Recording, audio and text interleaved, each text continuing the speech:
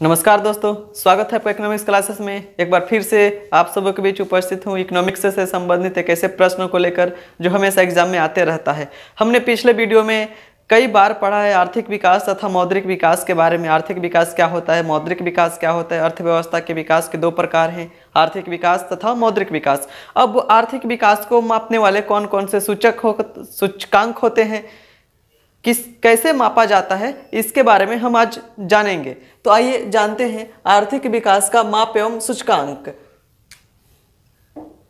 आर्थिक विकास का माप एवं सूचकांक मुख्यतः दो रूपों से किया जाता है। इसको दो भागों में बांटा गया है। राष्ट्रीय आय के द्वारा हम आर्थिक विकास की माप कर सकते हैं, प्रति व्यक्ति आय के द्वारा राष्ट्रीय आय की माप कर सकते हैं। इसमें क्या है, सबसे पहले जानते हैं राष्ट्रीय आय यानी कि नेशनल इनकम NI, जिसे शॉर्ट में NI भी लिखा रहता है। इतना हो गया। आर्थिक विकास का माप एवं सूचकांक दो प्रकार के होते हैं।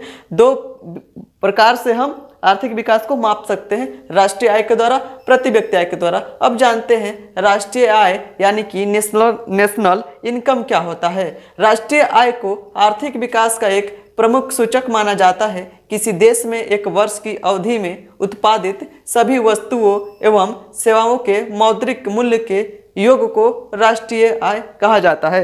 यहाँ पे देखिए, राष्ट्रीय आय को आर्थिक विकास का एक प्रमुख सूचक माना जाता है। अगर किसी देश में प्रति वर्ष हो रहे उत्पादित वस्तुओं को अगर हम बेचते हैं, खरीदते हैं, इसके क्रम में जो सरकार के पास पैसा जाता है वही राष्ट्रीय आय कहलाता है। यानी कि एक बार फिर से इस परिभाषा को सुनिए कि किसी देश में एक वर्ष की अवधि में उत्पादित सभी वस्तुओं एवं सेवाओं के मौद्रिक मूल्य के योग को राष्ट्रीय आय कहा जाता है, यानी कि नेशनल इनकम कहा जाता है। राष्ट्रीय आय के आधार पर ही हम किसी देश का आकलन कर पाएंगे कि कौन सा देश विकसित है, कौन सा देश विकासशील है, कौन सा देश अविकसित है।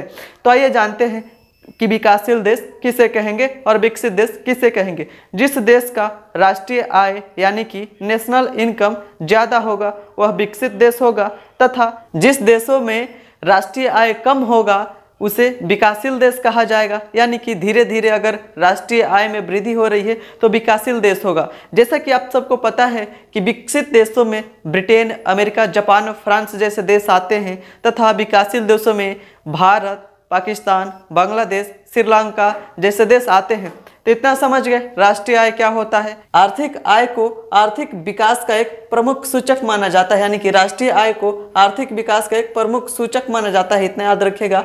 एक बार फिर से इस परिभाषा को सुनिए। किसी देश में एक वर्ष की अवधि में उत्पादित सभी वस्तुओं एवं सेवाओं के मौद्रिक मूल्य के योग को राष्ट्रीय आय कहा जाता है। जिस देश का राष्ट्रीय आय ज़्यादा होगा वह देश उतना ही विकसित होगा, जिस देश का राष्ट्रीय आय कम होगा वह अविकसित होगा, यानी कि विकासशील होगा। अब जानते हैं दूसरा, प्रति व्यक्ति आय के बारे में।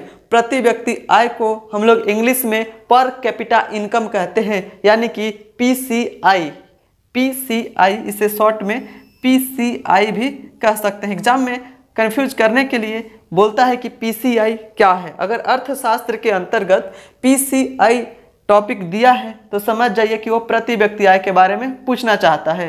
पर कैपिटा इनकम इसका पूरा नाम होता है। तो प्रति व्यक्ति आय का इंग्लिश नाम पर कैपिटा इनकम, इसको याद रखिएगा। इंग्लिश और हिंदी दोनों टॉपिक याद रखेगा ताकि हमें कोई दिक्कत ना हो। प्रति व्यक्ति आय क्या होता है। आर्थिक विकास की माप करने के लिए प्रति व्यक्ति आय को सबसे उचित सूचकांक माना जाता है। उचित सूचकांक माना जाता है। वजह है कि किसी भी देश में अगर वृद्धि दर हमें ज्ञात करना है तो हम लोगों की प्रति व्यक्ति आय जानकर ही पता कर सकते हैं कि किस देश की आर्थिक विकास कितनी है। एक उदाहरण के तौर पे देखिए कि आपके फैमिली में 10 लोग हैं। 10 लोग सरकारी जॉब करते हैं और एक दूसरी फैमिली है, उसके फैमिली में 10 लोग हैं। वो लोग भी कोई सरकारी काम नहीं करते हैं, खेती किसानी करते हैं। अब तुलना कीजिए दोनों परिवारों से। अगर कोई बोलेगा कि हमारे घर में 10 लोग हैं, 10 के 10 गवर्नमेंट जॉब करते हैं यानी कि सरकारी नौकरी करते हैं, और जो 10 लोग खेती किसानी करते हैं, इनके बीच में आकलन कीजिए, प्रति व्यक्ति आय किसका ज़्यादा है। जो सरकारी नौकरी करता है उसका ज़्यादा है कि जो खेती किसानी करता है उसका ज़्यादा है। यहाँ पे आकलन हम कर पाएंगे देख कर ही। ठीक उसी प्रकार आकलन प्रति व्यक्ति आय देख कर ही किया जाता है आर्थिक विकास किस देश का ज़्यादा है, किस देश का कम है। तो यहाँ पे इसका कथन सही है कि आर्थिक विकास की माप करने के लिए प्रति व्यक्ति आय को सबसे उचित सूचकांक माना जाता है। अब इसे फार्मूला के तौर पे कैसे लिखेंगे कि राष्ट्रीय आय में देश की कुल जनसंख्या से भाग देने पर, यानी कि जो हमारा राष्ट्रीय आय है, राष्ट्रीय आय में मानकर चलो कि राष्ट्रीय आय हमारा 5,000 हो गया, देश की जनसंख्या 20 ठो है, यानी कि मानकर चलो कि हमारे फैमिली का 500 रुपया है महीना और उसमें 20 लोग काम है। प्रति व्यक्ति आय निकालेंगे तो इसमें 20 से भाग दीजिएगा तो 2 दूनी 4 और यहाँ पे हो जाएगा, यहाँ पे भाग दीजिएगा 20 से 500 में, तो भाग दीजिएगा तो 20 से कम 20, 20 दूना 40 यहाँ पे लिखिएगा, 40 ये हो जाएगा।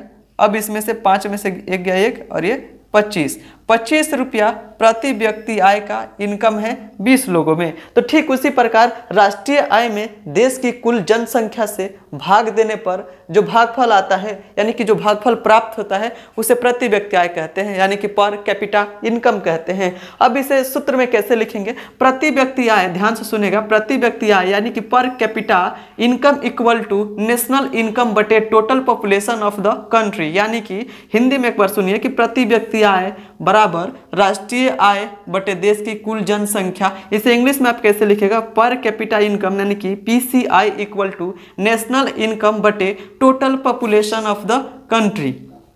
इतना समझ में आ गया कि आर्थिक विकास का माप एवं सूचकांक क्या है। आगे देखते हैं, बने रहिए हमारे चैनल के साथ नियमित रूप से। जय हिंद, जय भारत।